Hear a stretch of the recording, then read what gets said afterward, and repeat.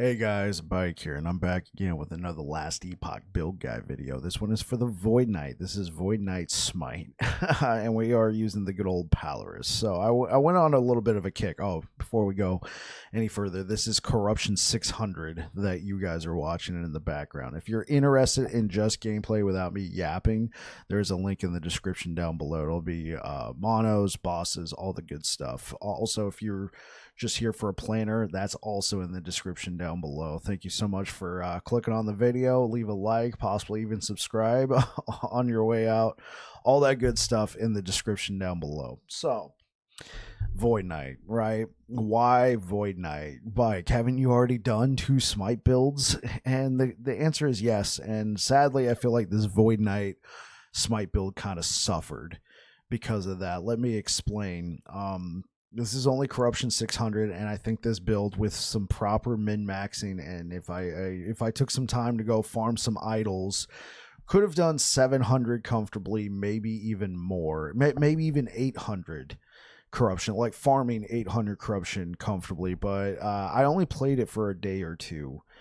And the reason why is the reason why I only stuck to a day or two is I got kind of burned out on the whole Smite things. There was the machine gun Smite, then I did a lightning Smite, and then I was like, yeah, let's go do a Void Knight Smite, and then I realized, man, you've been playing a lot of self-cast Smite builds. So I unfortunately did not spend as much time with this trying to get the skills and everything down, but it's doing the job. One thing we don't have with this build is we don't have a traversal skill. So unfortunately, it's a lot of us having to run around. Now, the good thing is we got like 60 plus movement speed, so we're not exactly slow. And with 1.1 they added the evade mechanic with the dodge bar, so we can get around, but this is not a zippity run through the mono kind of build. This is a little bit slower, and I'm okay with that, and I think other people are okay with that too. They don't need to be just like high speed Speedy Gonzalez racing on through Aribo, right? For the most part, though, it's a fun build. It's good. It utilizes a couple uniques that I never thought I would use on a Void Knight. Scales of a Terra and Seed of a Kidrasil. I thought I didn't foresee in my Void Knight bingo card, but nonetheless, it's working. It's helping. It's helping to go with all this stuff. So let's get into some bosses here. Just like before, this is all at Corruption 600-ish, at least for these bosses. So, Raye. Let's talk about Raye. Yeah, I think I died once or twice. Like, he still deals a lot of damage. The thing is, we're using Seed of a Kidrasil for both the mana as well as the survivability if we take a big hit. The thing is, if we take a big hit and we don't have a lot of mana, we do have a red ring, but nonetheless, we can still get tapped. How do I put that? We can still get tapped. In the footage you're watching, of course, I didn't keep the one where I got absolutely smacked, but nonetheless, I did get smacked by this guy and I came back. So you still have to dodge hits. You can't just sit here and face tank, unlike Machine Gun Smite. But nonetheless, we're able to get through this guy. And then the Harbinger. These bosses kind of took me some time to get through them. It was not just like, and when I mean time, I don't mean like multiple attempts. It was 2 attempts. First attempt, I died on Raye. Second attempt, I killed both of them. But nonetheless, it can take some time. There is a lot of buff management, if that makes sense, to make sure the damage keeps flowing. But the damage is there. Sadly, you don't get too many opportunities to just sit there and hose the enemy down. But nonetheless, if you can get those opportunities, you can definitely do damage. Here's a good look at Orbis at 600 corruption. Orbis takes a little bit more damage than your normal boss. I don't know what the thing is, how that works. So it's exciting, but it's exciting for the reason that he's not just an absolute sponge like other bosses, but he does so much damage. he's actually kind of an exciting fight. I've been really liking Orbis fights lately for that reason, except for when, like, so sometimes you get an Orbis, like, if you guys didn't know, he has random ability movesets, and sometimes you get one that just absolutely bricks your build, and you have to, if you're hardcore, run or go to a different one. But he's a fun fight. Orbis is definitely a fun fight, and this one kept me on my toes. And then Aberoth, we were able to kill Aberoth with this build, and it was a little rough. It was a little rough. If you're interested in all that, again, link in the description down below. So with all that being said, guys, thank you so much for being here. We're going to go ahead, jump into the game. We're going to talk about the gear and the skills, the passives, the idols, all that good stuff. Let's go ahead and jump in. All right, here we are in game. Let's go ahead and give you guys a quick demonstration. I like to use sigils to burn down my mana. I like to use Devouring Orb, and I like to use Anomaly. We are not using Healing Hands unlike the other builds, if you guys had seen those. And yeah, like, it can, this build can definitely, it can definitely burn. It can definitely burn. It's pretty strong. Okay, that was a quick demonstration. Let's go ahead and talk about the gear. So if you've been here for the previous builds, you're going to recognize a few pieces of gear here. Let's talk about Polaris. So with my other two Smite builds, I invested a decent amount of time into them, about 6 streaming days.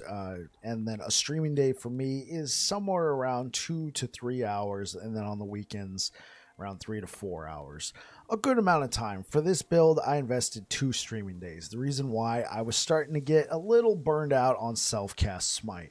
So unfortunately, I didn't do the deep dive that I did on the other two to try and figure out some stuff. I think there's a lot of meat on the bone here. I think there's a lot of stuff to be discovered. I definitely think that this Void Knight build can be very strong. Obviously, it's getting a huge leg up because we already have gear. And as with the other builds in this build, I started with a level 100 character already. I didn't like farm this character 0 to hero. If you're interested in that, go check out Dread. That guy's awesome. Anyway, so let's talk about Polaris. So if you guys didn't know, Void Knight can convert your well, it doesn't convert your vitality, but instead of scaling with attunement, your Smite, it'll scale with vitality. And when it scales with vitality, instead of like the percentage that you get with attunement percent increase, you get flat scaling. So per 1 point of vitality, you get 1 flat spell damage for Smite on Void Knight. That's pretty cool. As a result, though, I have a obscene amount of flat spell damage. If you can see up here, I have 94 vitality. Right? That's 94 flat spell damage for Smite.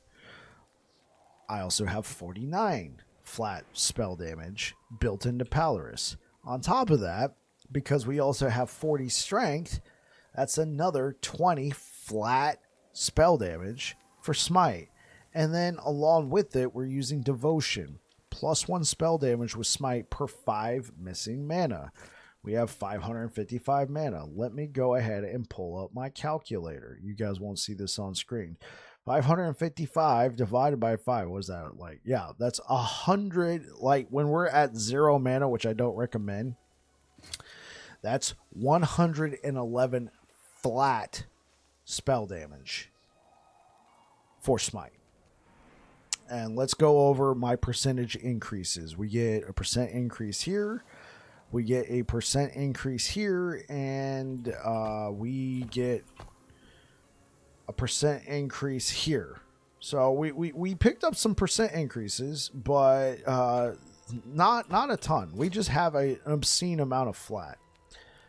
Oh, and there's percent increases in the Smite tree. But we'll discuss that when we get to it. So with all that being said, Polaris is a weapon that I feel I went into Merchant's Guild on my Cycle character. This is Circle of Fortune Legacy in Cycle, which I haven't played in a while. That character is a Merchant's Guild because I wanted to try it out. Long story. And I'm going to be going back to cycle here in a couple weeks. I might sneeze. Well, if I sneeze, I'll probably cut it out. Anyway, or not. Who knows? Surprise.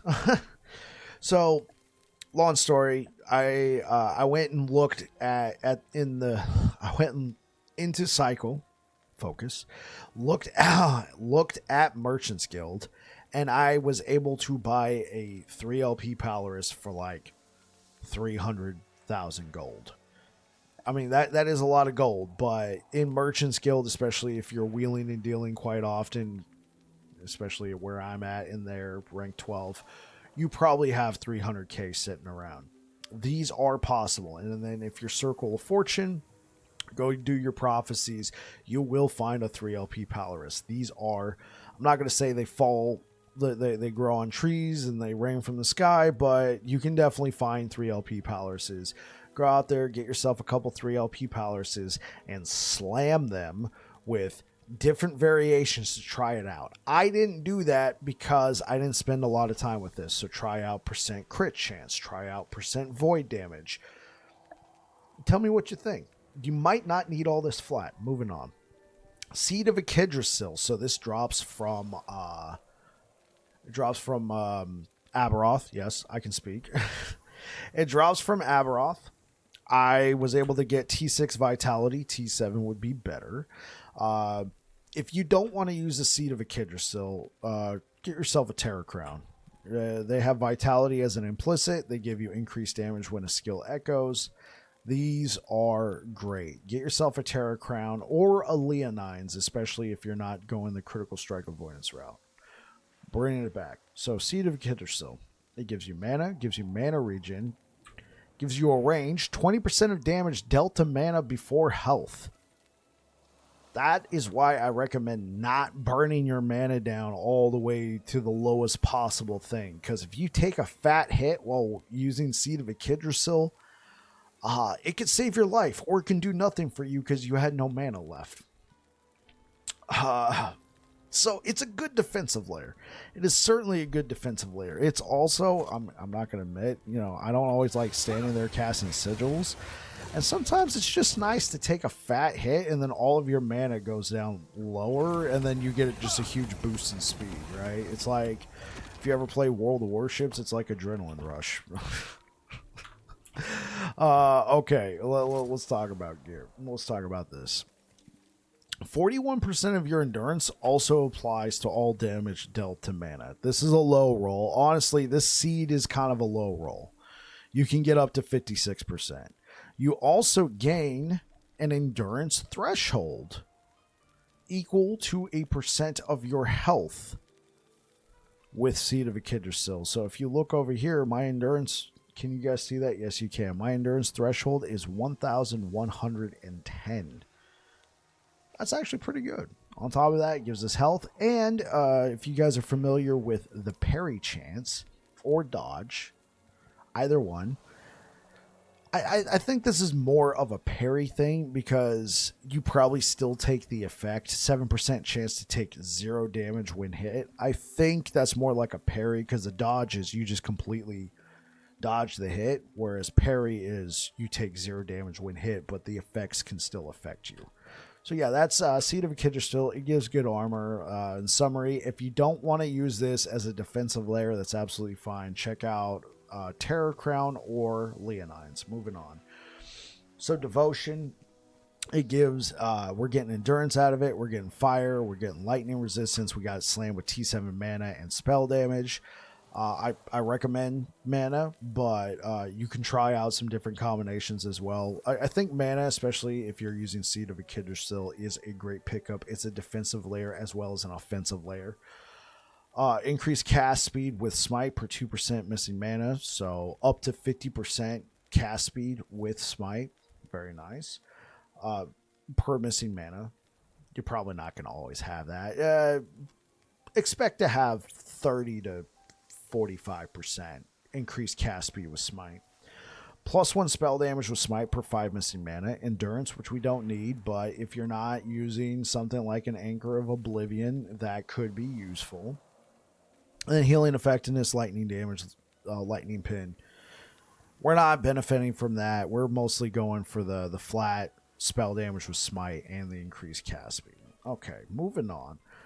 This is not necessarily the best rolled champion Regalia, but I was originally using an Apocalypse plate. It wasn't this one. It'd be like, Bike, I could see why your build wasn't very successful. Did you notice that it's got some terrible affixes for your build? I was using Apocalypse plate. Apocalypse plate is fun because you get a lot of increased echo damage when a skill is echoed, which we'll talk about in a little bit if you guys aren't familiar with that mechanic. Nonetheless, it can be a lot of extra damage. The thing is, even with all that flat armor it gives, and the stun avoidance, it doesn't hold a candle to the defenses that you get out of Champion's Regalia. All right, the armor mitigation also applying the damage over time. The huge amount of flat armor. Yeah. So let's talk about this. Flat vitality, T7, 100%. You want that. Flat mana is what I would recommend.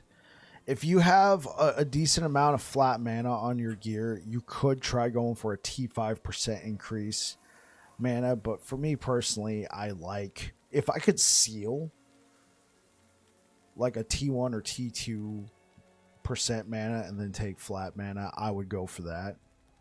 And then after that, health. That's what I would recommend.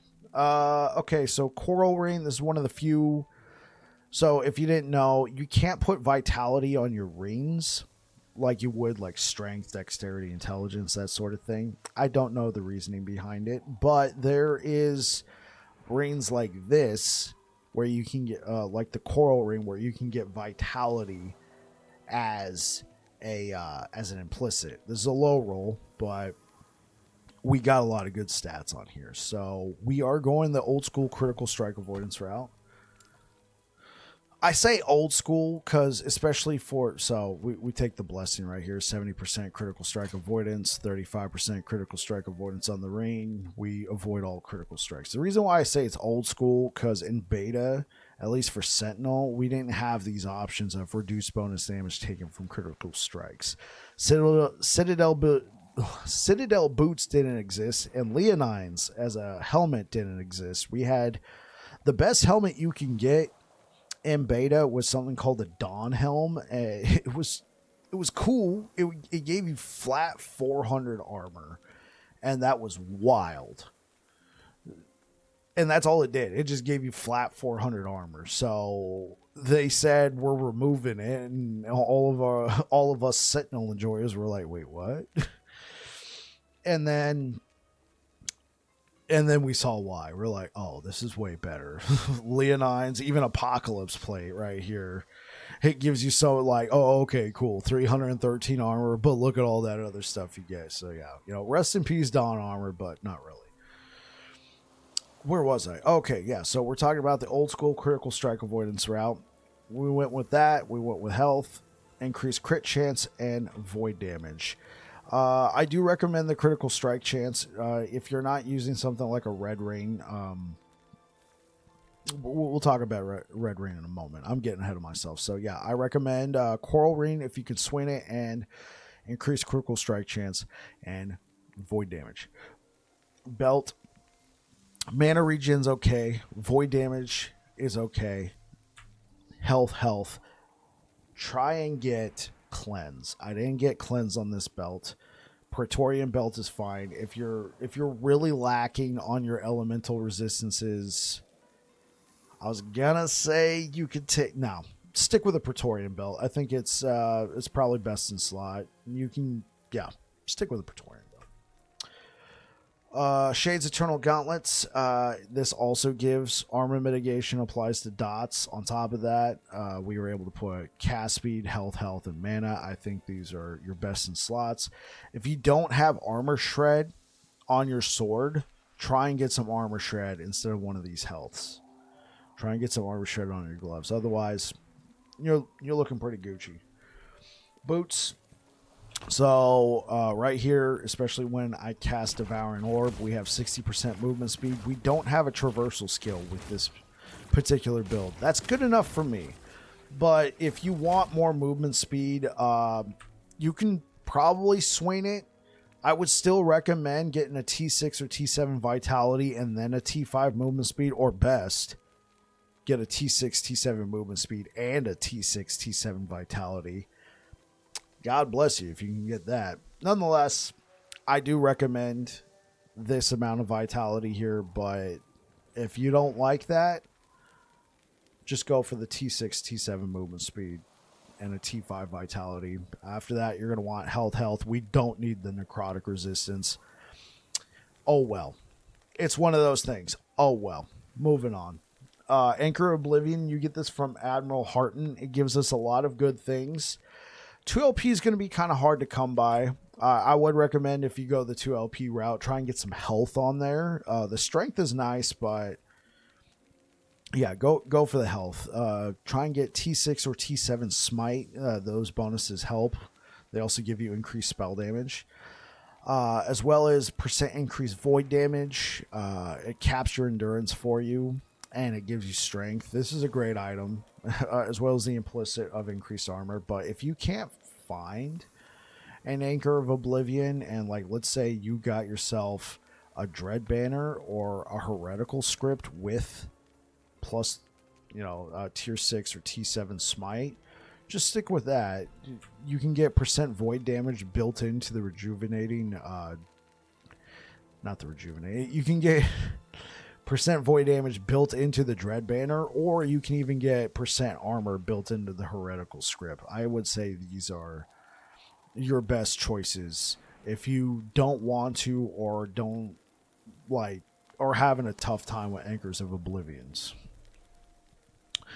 Red Rain. This is simply the only reason why I'm using this is the resist all is nice, but we could live without it. It's the reduced damage taken if you have at least 180 attributes.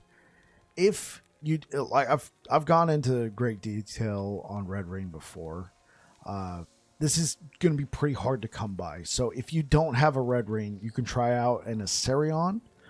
That'll give you some less damage taken from chilled enemies. It also gives you a chance to chill, which is a great defensive layer as well. It reduces their attack speed.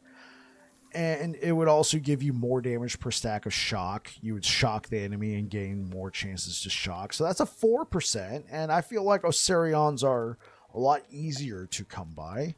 Or you could also use Siphon of Anguish. I didn't grab it. My apologies. But in case you don't know,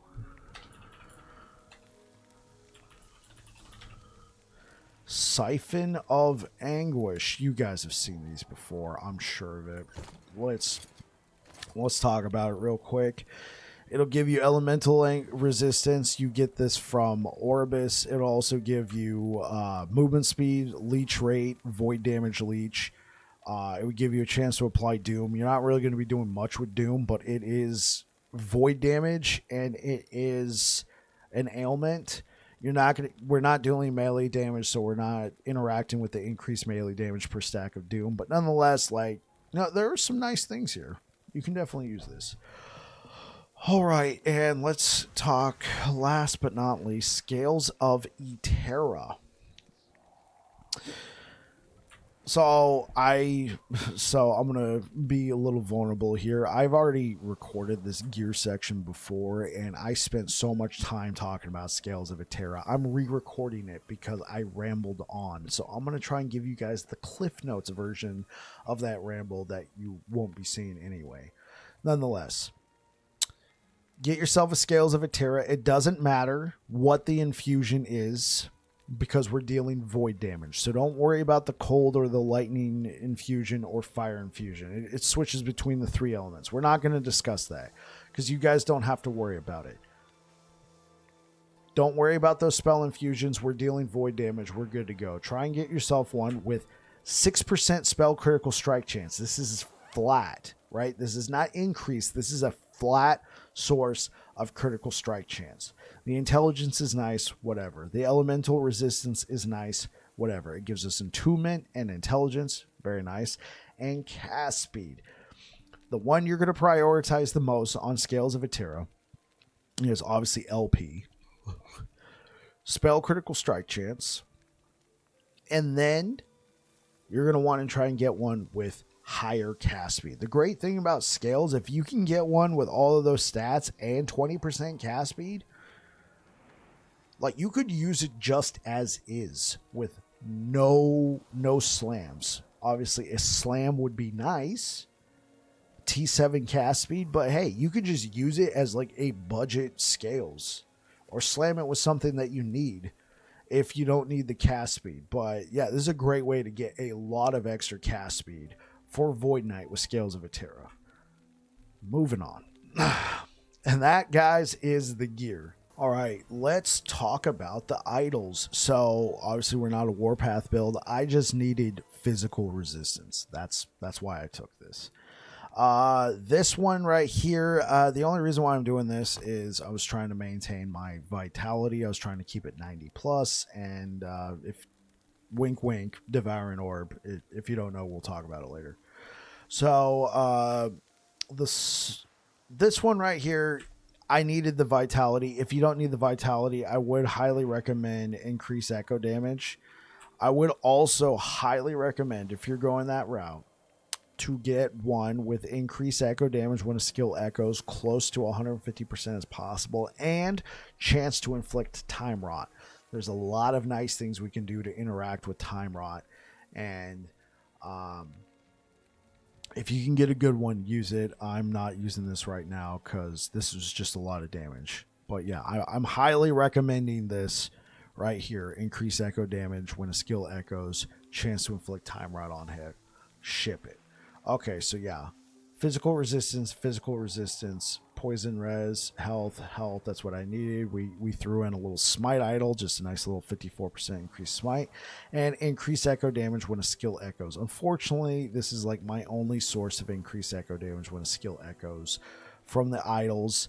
I would try and prefer to have two of these, but I needed the vitality. If you can get enough vitality from here, I guess these work, but you look, I already got these maxed out. I just needed more vitality. If you can get that taken care of, I mean, this is a max roll. Like, if you need vitality, this is literally the best max rolled idol for it. Okay, moving on to the blessings. Okay, I'm taking gold drop rate right here just because I needed some gold. You could also take experience gained, unique idol, take whatever you want there. Ring drop rate, this is good, especially if you're looking for red rings. This helps. Increase one-handed sword drop rates, helps with Polaris. I think that's a great pickup there as well. If not, take whatever you want. Increase relic shard drop rates. You know, you can get a lot of good class affix shards dropping that way for the relics, so I recommend that one. And the last ruin timeline, class specific shard drop rates, that works out. I don't like that timeline, so all right, let's talk about what you should take. So for the Black Sun, take either critical strike multiplier or critical strike chance, your choice. Ending the storm, if you don't need lightning resistance, I highly recommend mana. Reign of Dragons, if you're not going the old school critical strike avoidance route, take all res. Spirits of Fire, if you have chance to apply frailty and endurance on your gear taking care of, take armor. Otherwise, take whatever you need in this particular case.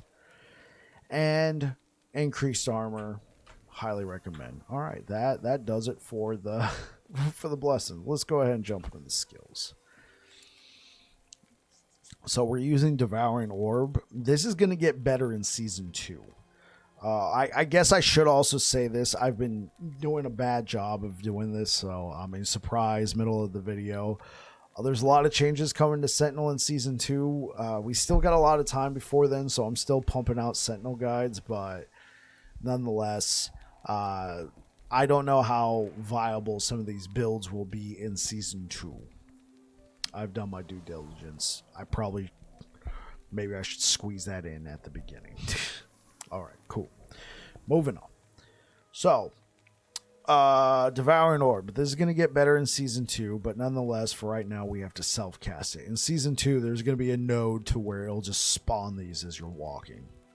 It's going to be a great pickup. But nonetheless, we take Orbiting Around Us. We take increased movement speed and cast speed, 6%.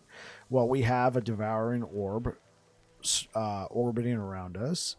Cosmic Impact. Void damage on impact, 80. And then you can increase that by 200%.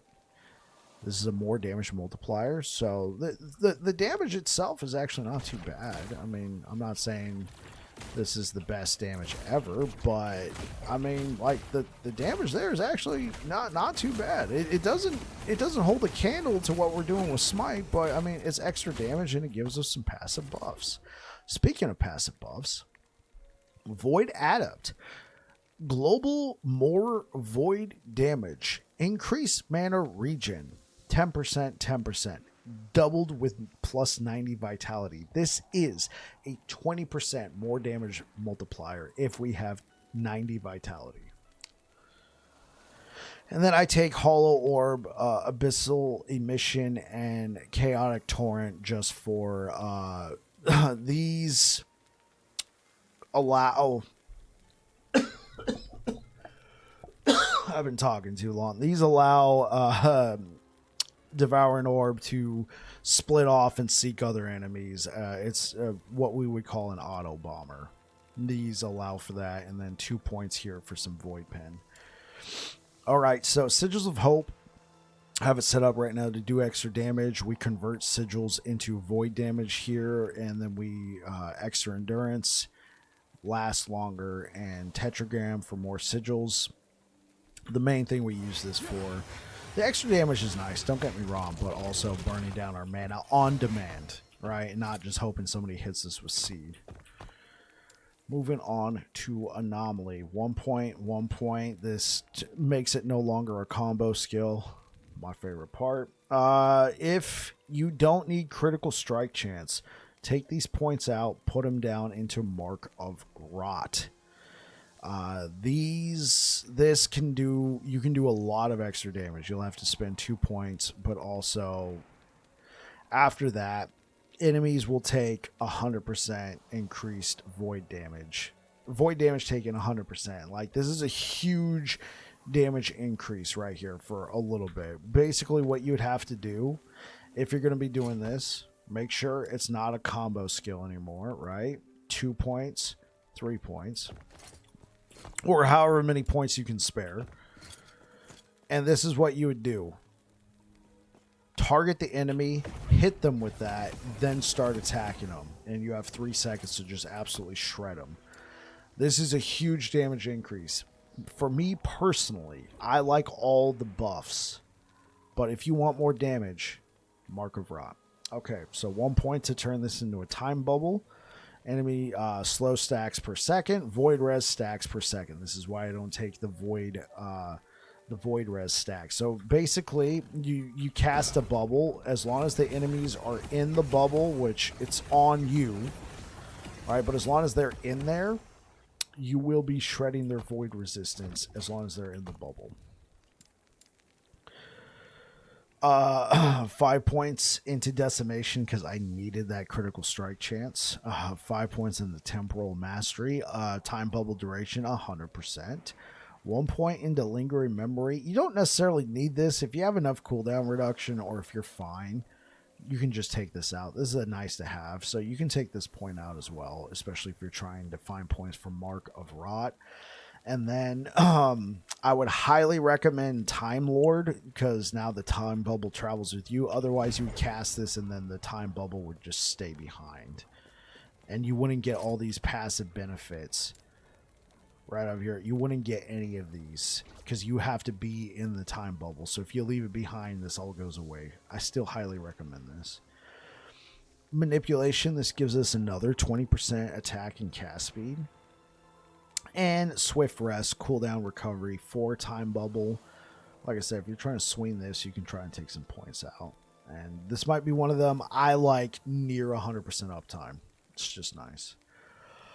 Okay, volatile reversal. This is still pretty similar to what I do, except instead of putting 3 points into catching up, I put 3 points into food for worms. This is where the time rot comes into play. So if you have up to 4 points here, you will do 4% global void damage per stack of time rot. Now, you do get a small chance to cast time rot with your void rifts, but that's why I would recommend trying to get an idol to inflict time rot for you. Well, not for you, but to help give you a greater chance of inflicting time rot, because you can stack up to 12 times time rot. So right now, as it stands, you can get a global more void damage of 36% if you had 12 stacks of time rot on the target and then use volatile reversal. It would give you 2 seconds of just this huge amount of damage you can just inflict on the enemy. That's why I recommend time rot. Moving on. So Smite, obviously we're not using lightning. We do the whole sacrifice thing, then remove the health cost, double cast. I put 1 point in here just to have a little extra more multiplier. You could take this out and put it in over here. You could take this out and put it in over here, because obviously we don't need anything up here. I put 1 point into conviction. This will get better in season 2. They're removing the cast speed penalty. So I put a point here for some base critical strike chance. More than 2 points, it just starts like Smite just starts going slow. And then I put a point into deep impact. So you can take this out, put it over here, or take this out, put it over here, because this is a conditional more multiplier. So first you have to blind the enemy. Then after the enemy is blinded with Smite, you then do increased damage. 3 points in a holy fire. So due to what we take in the...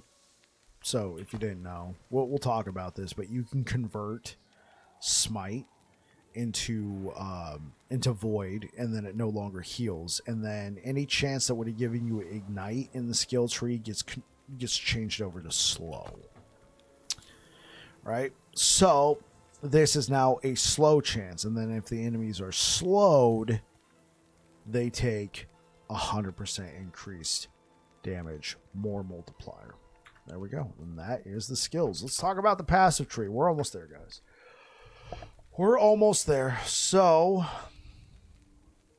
yes, I had to think about this for a second. I was like, no, what did I do? No. All right. So 6 points into Juggernaut, 8 points into Fearless, 5 points, 5 points. This is a damage reduction from nearby enemies, 10%. Valiant Charge, increased movement speed for movement skills, 30%. 1 point into Time and Faith for mana and health gained. There we go. And then 5 points into Blade Master for a 30% sword attack and cast speed increase. And we're using sword with Polaris.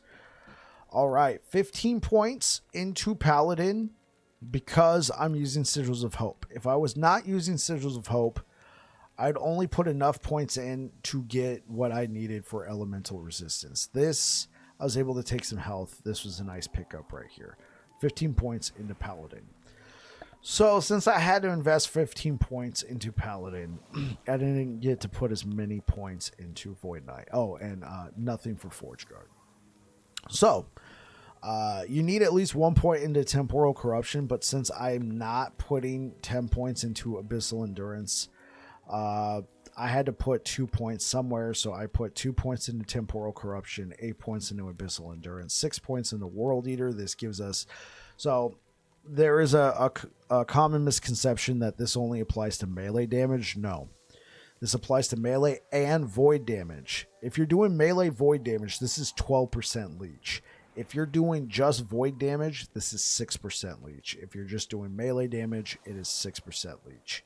Well, with the max amount of points invested in there. Highly recommend World Eater. 1 point into Void Corruption. Your critical strikes deal more damage for each point in the passive tree. So this is now a 68%, well, 68% critical strike multiplier increase. 8 points into Doom Knight, 5 points into Renouncement. So, no, I don't recommend that one. 5 points into Renouncement, 5 points into Echoing Strikes for a 10% echo chance increase. 7 points into Time Legion. This does give us a Time Rot chance, and I feel like it is minuscule and it might be bugged. I don't think your melee attacks, throwing attacks, and void spells. Wait. You have increased melee attack speed in your melee attacks. That's what it is. It is not bugged. Excuse me. Your melee attacks have a chance to inflict enemies with Time Rot. Even though on the tooltip it says Time Rot chance. Your melee attacks. Oh, man. That sucks. Okay. So, yeah. We don't have a Time Rot chance. Try and get yourself a Time Rot chance. And then 1 point into Avatar of Regret. Yes, this is... I want them to rework this. Like, because, look. This gives us increased melee attack speed, but not increased thrown attack speed or increased cast speed. Only melee. But this reduces our melee attack speed, thrown attack speed, and cast speed. Oh, wait, hold up. This doesn't affect... Your melee attacks, thrown attacks, and void spells have a much higher chance to echo, but you have reduced melee attack speed. Oh, never mind. I guess it doesn't affect us. Psych. I'm just learning this right now on the spot. Okay, so we do not lose... Yeah, it says reduced attack speed, not cast speed. Okay, never mind. Take Avatar of Regret. Take this 1 point here. So we get 10% chance to... so your melee attacks, thrown attacks, and void spells have a 10% chance to be repeated by an echo 0.5 seconds later. 10%, so that's 20%. 7%, that's 27%. And then another 10%. That is 37% chance to echo. Right, you could also take points out of Dread to put them into Time Legion. Also, speaking of which, Dread, 15 points into Dread for 120% void damage increase, as well as 15% movement speed, and 10 points into Eternal Form for plus 10 vitality and 20% increased health, and an additional health per vitality scaling. So we have a 37% chance to echo. So every time we hit, there's a chance... like that right there, there's a chance that one of our guys right here might come up and echo our attack. Basically, he will cast the attack. I say he, it's a spirit. They will cast the attack for us, right? And when they do that, that's when these increase echo damage. So it's the same amount of damage for the echo, except you can increase that damage with increased echo damage when a skill echoes. These can get really crazy, the amount of damage you can do. Also, let's talk one more time. The vitality scaling on void damage, I wish they would change this. You gain 1% more melee void damage. I really feel like they're trying to pigeonhole, even though they're trying to give them these cool like spells and abilities. Like, look, half the abilities that Void Knight gets, in fact, more than half the abilities. That's a spell. That's a spell. That's a spell. That's a spell. This can be treated like a spell, but this is like, of the Void Knight tree, this is the only Void Knight like melee ability. Everything else is a spell. Yet, all of the bonuses you get right here, and then a lot of the bonuses in the tree are all for melee. You know, melee increase. And I'm like, why give all these like cool bonuses to Void Knight, but then all these great little things right here that really make them pop are just melee only? See what I mean? enough of that. All right, guys, thank you so much for being here. Thank you for making it to the end of the video. We are working on a javelin build, but very soon, probably in the next couple, like in the next week or two, I'm going back to cycle, so build guys will probably slow down. I'm going back to cycle to work on some different stuff in cycle. Not to mention, a lot of my build guides recently have been getting how do we say, they've been getting very expensive because I'm in Legacy and I have a lot of good items in Legacy. And there's newer people coming to the channel going, hey, what do I do if I'm just coming back and I don't have a lot of good gear? Or, hey, I'm just starting out. I'm trying to give out some tips, but I think I need to kind of come off my Legacy high horse and go into cycle and actually produce some content for, you know, other people that could find attainable. So yeah, build guides might slow down for a little bit once since I'm going to be trying to find my stride there. Anyway, thank you so much for being here, guys. I really appreciate it, and hope to see you guys in the next one. Peace out.